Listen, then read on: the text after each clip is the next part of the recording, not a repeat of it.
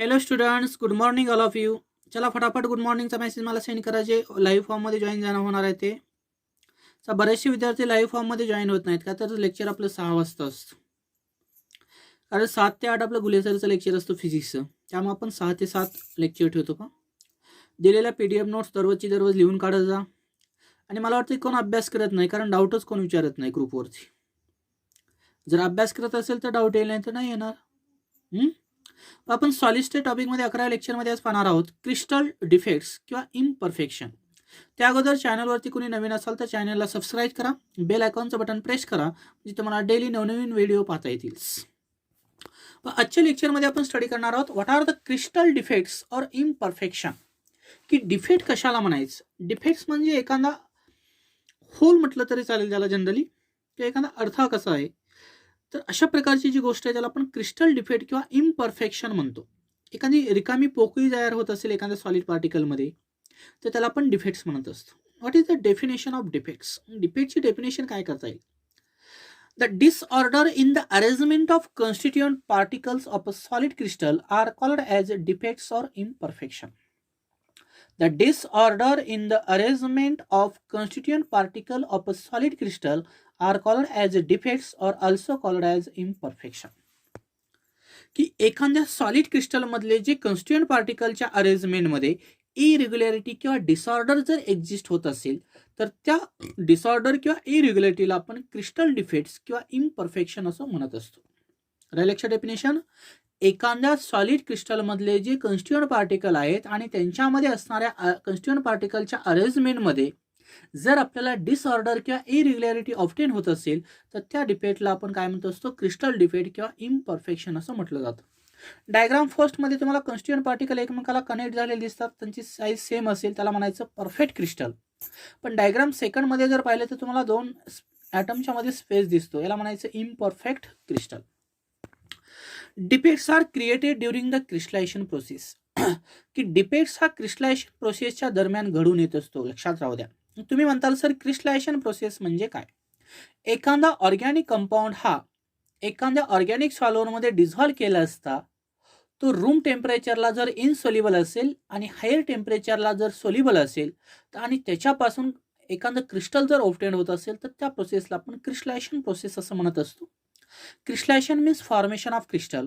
Means in the formation of crystal process the defects are created. की एखाद्या सॉलिडचं crystallisation करत असताना जी काही डिफेक्ट्स किंवा जी अरेंजमेंटमध्ये जी इरेग्युलॅरिटी घडून येत असते किंवा डिसऑर्डर घडून येत असते, त्याला आपण डिफेक्ट्स म्हणतो. म्हणून डिफेक्ट्स हे क्रिस्टलायझेशन प्रोसेसच्या दरम्यान घडून येत असतात. If the process occurs at a faster rate the defects are more. की आपली जी क्रिस्टलायझेशन प्रोसेस असणार आहे ती जर फास्ट होत असेल तर डिफेक्ट्स तुम्हाला जास्त पाहायला भेटतील. जसं की आपण म्हणतो जर आपण एखादा कंपाऊंड, जर सॉलिड कंपाऊंड एकावर एक जर हीप टाकले, ढीग तयार केला, तर तुम्हाला तिथे जास्त प्रमाणामध्ये इम्परफेक्ट कंपाऊंड भेटेल. बरोबर. म्हणजे एखाद्या क्रिस्टलायझेशनचा रेट जर फास्ट असेल तर त्यावेळेस डिफेक्ट तिथे जास्त तयार होतात. But if the process occur at a slow rate the defects are minimized or less. पण तीच क्रिस्टलायझेशनची प्रोसेस जर स्लो असेल तर तिथे डिफेक्ट्स कमी प्रमाणामध्ये घडून येतील. बरोबर.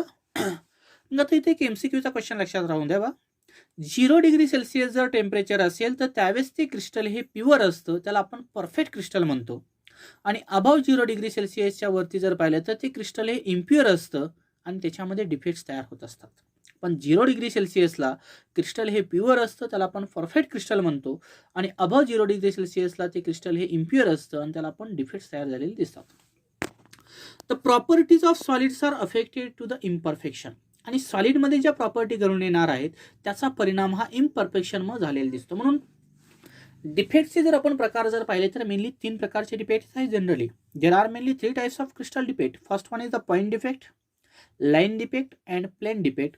लाईन आणि प्लेन डिफेक्ट आपल्याला ग्रॅज्युएशन लेवलला आहेत. आपल्याला 12वीमध्ये फक्त पॉइंट डिफेक्टचा डिटेलमध्ये स्टडी करायचा आहे. याच्यामध्ये फर्स्ट आहे what is the point defects. Point defects कशाला म्हणायचं. पण पॉइंट डिफेक्टचा स्टडी करत असताना आपल्याला फर्स्टली डेफिनेशन माहीत पाहिजे. काय डेफिनेशन आहे पहा. The irregularities produced in the arrangement of basis at a lattice point in crystalline solid are called as a point defects. की क्रिस्टलाइन सॉलिडमध्ये जे लॅटिस पॉइंट आहेत त्याच्यामध्ये बेसिसच्या अरेंजमेंटमध्ये जर इरेग्युलॅरिटी प्रोड्यूस होत असेल तर त्या डिबेटला आपण पॉइंट डिबेट असं म्हणतो. There are 3 major classes of the point defect, की त्याचे 3 प्रकार आहेत. Stoichiometric point defect, impurity point defects आणि नॉन स्टायकोमेट्रिक पॉइंट डिबेट्स. मग हे आपल्याला स्टेप बाय स्टेप आज स्टडी करायची. मग त्याच्यामध्ये फर्स्ट आहे what is the stoichiometric point defect. Stoichiometric point defect कशाला म्हणायचं. Chemical formula of a compound shows fixed ratio of number of atoms or number of cations and anion. Such fixed ratio are called as a stoichiometric point debate. की एखाद्या कंपाऊंडचा chemical फॉर्म्युल्यामध्ये जर एखाद्या number of कॅटायन्स किंवा अनायनचा जर fixed रॅशिओ show करत असेल तर त्या फिक्स्ड रॅशिओचा आपण काय म्हणत असतो, स्टायकोमेट्रिक पॉइंट डिबेट असं म्हटलं जातं. मग याच्यामध्ये आपल्याला नेक्स्ट पाहायचंय पहा. In stoichiometric defect the stoichiometry remains unchanged. की जो तुमचा स्टायकोमेट्रिक डिफेक्ट असणार आहे त्याच्यामध्ये स्टायकोमेट्री कधीच चेंज होत नाही, म्हणजे तुमचा जो रॅशिओ असणार आहे तो कधीच चेंज होत नाही केमिकल फॉर्म्युल्याचा. That is the ratio of number of atoms or number of cations and anions of the compounds remains the same as represented by its chemical formula. की स्टायकोमेट्रिक पॉइंट डिबेटमध्ये स्टायकोमेट्री कधीच चेंज होत नाही. याचा अर्थ असा आहे की त्याच्यामध्ये असणारा जे केमिकल फॉर्म्युल्याचा जे नंबर ऑफ कॅटायन्स किंवा अनायनचा जो केमिकल फॉर्म्युला आहे तो ॲज इट इज राहतो. हे याच्यामध्ये लक्षात राहू द्या. There are 4 types of the stoichiometric defect. की स्टायकोमेट्रिक डिबेट हे 4 प्रकारचे आहेत. नंतर सब vacancy stoichiometric point defect, self interstitial stoichiometric point defect, Schottky stoichiometric point defect आणि फ्रँकल स्टायकोमेट्रिक पॉइंट डिबेट्स. हे 4 प्रकार कशाचे आहेत, स्टायकोमेट्रिक पॉइंट डिबेटचे आहेत. मग आता आपल्याला एक फर्स्ट पाहायचं त्याच्यामध्ये what is the vacancy stoichiometric point defect. की वॅकन्सी स्टायकोमेट्रिक पॉइंट डिबेट कशाला म्हणायचं. पहा स्क्रीनवरती तुम्हाला मी सॉलिड क्रिस्टलचे पार्टिकल काढले सर्कल फॉर्ममध्ये. एका लाईनला 5, दुसऱ्यामध्ये 4, तिसऱ्यामध्ये 4 आणि चौथ्या लाईनला 5. आता इथे ॲरो दाखवला, इथे एक पार्टिकल मिस आहे, इथे एक पार्टिकल मिस आहे. पहा याला म्हणायचं वॅकन्सी. म्हणजे एखाद्या क्रिस्टल सॉलिडमध्ये आपण पार्टिकलची अरेंजमेंट करत असताना 2 पार्टिकलच्या मधला एखादा पार्टिकल जर मिस होत असेल आणि तिथं व्हॅकंट पेस एक्झिस्ट होत असेल तर त्याला आपण वॅकन्सी स्टायकोमेट्रिक पॉइंट डिबेट असं जनरली म्हणत असतो. काय सांगता येईल पाहिजे याच्यामध्ये. During the crystallization of solid particle is missing from its regular site in the crystal lattice. The missing particle creates the vacancy in the lattice structure. Such vacancy are called as a vacancy stoichiometric point defects. की crystallisation process घडवून येत असताना एखाद्या particle जर regular site miss करत असेल आणि regular site miss केल्यानंतर ते एखादं वॅकन्सी क्रिएट होत असेल त्या लॅटिस स्ट्रक्चरमध्ये तर त्या वॅकन्सीला आपण वॅकन्सी स्टायकोमेट्रिक पॉइंट डिबेट असं म्हणतो. राहील लक्षात. की एखाद्या सॉलिडचं क्रिस्टलायझेशन करत असताना ती प्रोसेस जर फास्ट होत असेल तर त्यावेळेस त्याच्यामधले जे क्रिस्टलाइन कन्स्टिट्यूएंट पार्टिकल आहेत त्यांच्यामधला एखादा पार्टिकल जर मिस होत असेल म्हणजे रेग्युलर साईडमधनं एखादा पार्टिकल मिस होऊन तिथे एक वॅकन्सी क्रिएट होत असेल त्या लॅटिस स्ट्रक्चरमध्ये तर त्या डिबेटला आपण वॅकन्सी डिबेट असं म्हणत असतो. Some of the lattice sites are vacant because of missing particle shown in the above figure. की बरेचसे लॅटिस पार्टिकल ह्याच्यामधले मिस झालेले आहेत हे तुम्हाला डायग्राममध्ये दिसतंय पहा. त्याला म्हणायचं crystal defect vacancy defect. The vacancy defect can be developed when the substance is heated. ज्यावेळेस एखाद्या सॉलिड सबस्टन्सला आपण हीट करतो त्यावेळेसच त्याच्यामध्ये काय होत असतं वॅकन्सी डिबेट हा तुम्हाला तयार झालेला दिसतो. Due to absence of particle the mass of the substance is decreases. मग त्याच्यामध्ये एखाद्या सबस्टन्सला आपण हीट केलं असता तिथे वॅकन्सी डिबेट डेव्हलप होत असतो. पण ज्यावेळेस त्या सबस्टन्सला आपण हीट करतो त्यावेळेस त्याच्यामध्ये पार्टिकल मिस झालेले असतात म्हणून त्या सबस्टन्सचं जे मास आहे ते तुम्हाला डिक्रीज झालेलं दिसतं. Means mass of the substance is decreases due to heating the substances and there exist a vacancy face. की एखाद्या सॉलिड सबस्टन्सला हीट केली असता तिथं वॅकंट डिबेट घडून येत असतो आणि वॅकंट डिबेटमधले जे सबस्टन्सचे जे मास असणार आहे ते तुम्हाला कमी झालेलं दिसतं due to the absence of particle. की त्याच्यामध्ये पार्टिकल अब्सेन्स असल्यामुळे इनिशियल मासपेक्षा ॲक्च्युअलचं जे मास असणार आहे त्या वॅकन्स क्रिस्टल लॅटिसचं ते काय होतं तुम्हाला कमी झालेलं दिसतं. बरोबर. कारण इथले 2 पार्टिकल मिस झाले. समजा पहिला मास असेल 10 किलोग्रॅम 2 पार्टिकल मिस झाले राहील 8 किलोग्रॅम अंदाजे. म्हणजे त्याच्यामधलं मास काय होतं ड्यू टू अब्सेन्स ऑफ पार्टिकलच्या अब्सेन्समुळे सबस्टन्सचं मास हे डिक्रीज झालेलं दिसतं. But volume remains unchange. पण त्याच्यामधलं व्हॅल्यूम चेंज होणार आहे का नाही. Therefore density of the substance also decreases. Means की एखाद्या सॉलिडला आपण हीट केलं असता व्हॅकन्सी डिपेट डेव्हलप होत असतो आणि व्हॅकन्सी डिपेट डेव्हलप होत असताना व्हॅल्यूम हे त्याचं अनचेंज आहे म्हणजे कॉन्स्टंट असतं, पण त्याच्यामध्ये डेन्सिटी आणि त्या सबस्टन्सचं मास हे तुम्हाला डिक्रीज झालेलं दिसतं म्हणजे कमी झालेलं दिसतं. तर हा आहे तुमचा व्हॅकन्सी स्टायकोमेट्रिक पॉईंट डिफेक्ट्स. आता त्याच्यानंतर पाहायचा दुसरा types, what is the self interstitial defect. की आता सेल्फ इंटरटिशियल डिपेट कशाला म्हणायचं पहा. डायग्राम मध्ये दिसते पहा 4 पार्टिकल मी एका याला काढलेले आहेत. तिसऱ्या रो मध्ये जर पाहिलं तर एक पार्टिकल मिस आहे, त्याला आपण व्हॅकन्सी म्हणतो. आणि तिसऱ्या आणि चौथ्यामध्ये एक सेंटरला 4 स्पेअरच्या मध्ये एक पार्टिकल दिसतो पहा तुम्हाला, त्याला म्हणायचं इंटरटिशियल ॲटम. की इथलाच पार्टिकल आहे, याच क्रिस्टल मधला पार्टिकल आहे हा, हे फक्त इथली रेग्युलर लॅटिस साईडची त्यांनी पोझिशन चेंज केली आणि एक इंटरटिशियल पोझिशनला जाऊन बसलेला आहे.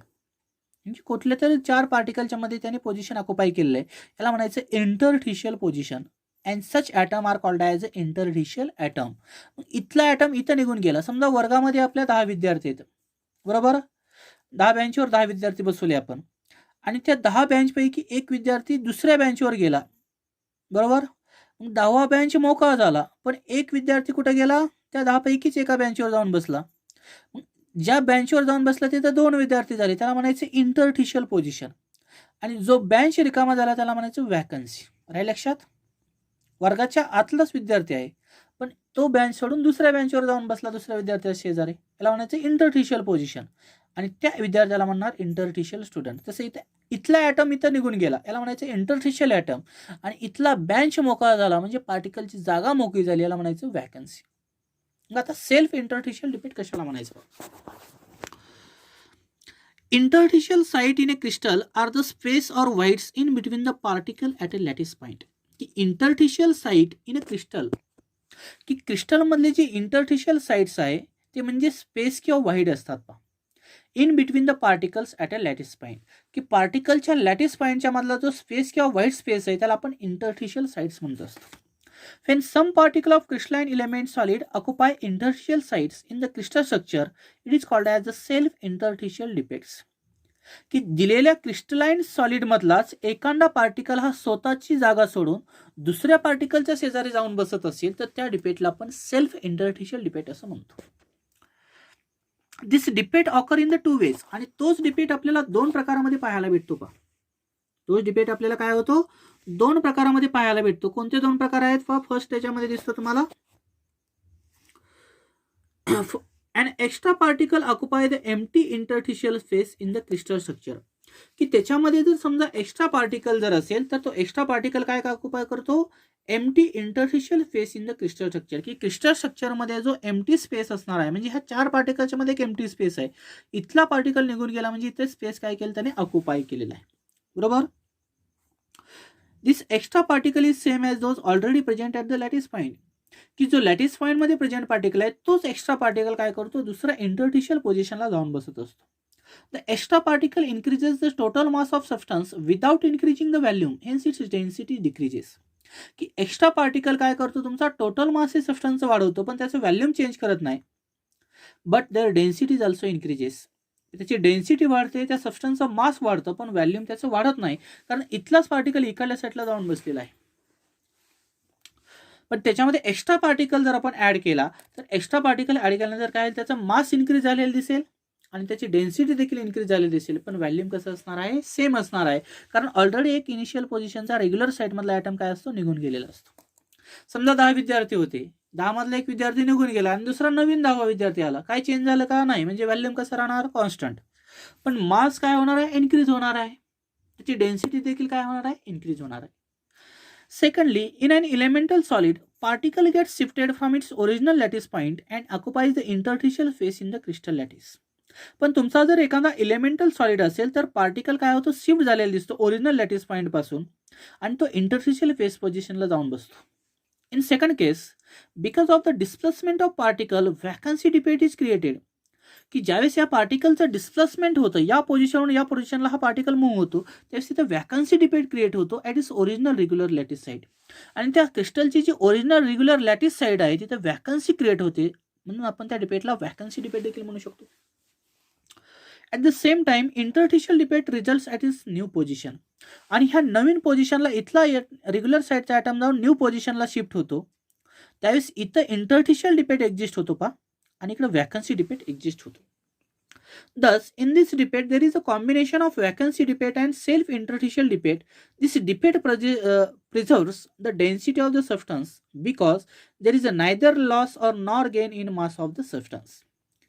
की सेल्फ इंटरस्टिशियल डिबेट्समध्ये एक महत्त्वाची गोष्ट लक्षात राहू द्या की समजा आपल्याकडे 12 पार्टिकल आहेत सॉलिडची, त्या 12 पैकी एक पार्टिकल रेग्युलरची लॅटिस साईड सोडतो आणि दुसऱ्या जागी त्याच क्रिस्टलमध्ये जाऊन बसत असेल तर त्याची रेग्युलर साईडला एक वॅकन्सी तयार होते, म्हणजे एक वॅकन्सी डिबेट तयार होतो आणि दुसऱ्या नवीन जागी तो जाऊन शिफ्ट होतो. मग याचं व्हॅल्यूम तुम्हाला चेंज झालेलं दिसत नाही किंवा मास चेंज झालेलं दिसत नाही, व्हॅल्यूम चेंज होत नाही, पण त्याचं मास जे असणार आहे किंवा जी डेन्सिटी आहे ते तुम्हाला याच्यामध्ये चेंज झालेली दिसते. याला म्हणतो आपण सेल्फ इंटरटिशियल डिबेट. असं लक्षात राहू द्या की सेल्फ इंटरटिशियल डिबेटमध्ये वॅकन्सी डिबेट हा क्रिएट होतो. Which of the following debate create the vacancy debate असा देखील क्वेश्चन असू शकतो. तर सेल्फ इंटरटिशियल डिबेटमध्ये तुम्हाला वॅकन्सी डिबेट्स पाहायला भेटतो. But in self interstitial defect there is no change in the volume but the changing the mass of the substance as well as density of the substance, की त्या सबस्टन्सची density आणि मास तुम्हाला change झालेली दिसेल. पण त्यानंतर आता तिसरा डिबेट पाहिजे आपल्याला, स्कॉटकी डिबेट कशाला म्हणायचं, स्कॉटकी स्टायकोमेट्रिक पॉईंट डिबेट कशाला म्हणायचं. तुम्हाला डायग्राममध्ये दिसते पहा, केटायन्स एनायन्स केटायन्स एनायन्स केटायन्स एनायन्स अशी अरेंजमेंट केलेली आहे मी. कॅटायनची साईज जनरली स्मॉल असते म्हणून स्मॉल दाखवली, एनायनची साईज लार्ज असते म्हणून तो लार्ज दाखवला आहे. आता काय केलं मी, इथं एनायनची एक वॅकन्सी ठेवली आणि त्या कॅटायनची वॅकन्सी डार्कने दाखवले पहा, म्हणजे इथं कॅटायन नाही, इथे एनायन ॲब्सेन्स आहे आणि इथं कॅटायन ॲब्सेन्स आहे. म्हणजे स्कॉटकी डिबेटमध्ये इक्वल नंबर ऑफ एनायन आणि कॅटायनची वॅकन्सी तुम्हाला पाहायला भेटते. जेवढे कॅटायन मिस असतील तेवढेच एनायन मिस असतील, त्या डिबेटला आपण काय म्हणतो, स्कॉटकी डिबेट म्हणतो, असं लक्षात जनरली ठेवू शकतो.